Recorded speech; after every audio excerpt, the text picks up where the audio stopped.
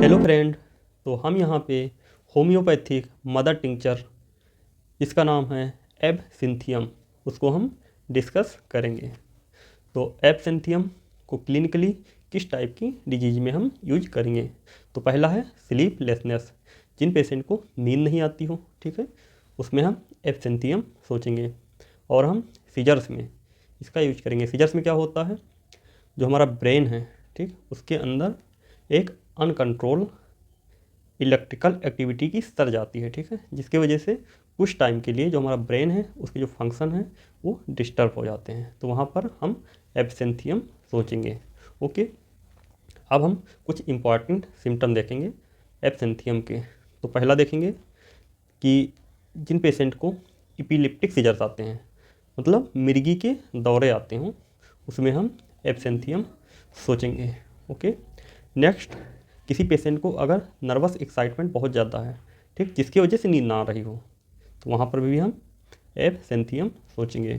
Okay, next है किसी patient में, ठीक, अगर ब्रेन के सेरेब्रल रीजन में बहुत ज़्यादा इरिटेशन वगैरह हो रहा हो, तो वहाँ पर भी हम एबसिंथियम सोचेंगे। ओके, नेक्स्ट है हिस्टेरिया। हिस्टेरिया टर्म लिंक है यूट्रस से, यानी हिस्टेरिया मेनली फीमेल्स में होता है, ठीक। तो हिस्टेरिया में होता क्या है, यहाँ पे इमोशनली एक्सेस हो जाता है, ठीक, इमोशन का, जो एक फिजिकल टर्म में, जैसे कि जो फीमेल होगी उसमें ब्लाइंडनेस हो जाएगा, ठीक है, या फिर पैरालिसिस हो जाएगी, या फिर सीजर्स आने लगेंगे। ओके, तो वहाँ पर हम एबसिंथियम सोचेंगे। ओके, नेक्स्ट है इन्फंटाइल स्पैज, मतलब छोटे बच्चे जिनकी उम्र 3 से 12 मंथ तक है, ठीक, उसमें अगर एपिलेप्सी आ रही हो, तो वहाँ पर भी हम एबसिंथियम सोचेंगे। नेक्स्ट है कोरिया। कोरिया क्या है, एक न्यूरो मूवमेंट डिसऑर्डर है, ठीक। तो यहाँ पे क्या होता है, बॉडी के जो मूवमेंट हैं वो इरेगुलर हो जाते हैं, तो वहाँ पर हम एबसिंथियम के बारे में सोचेंगे, ठीक है। नेक्स्ट है ट्रिमर्स।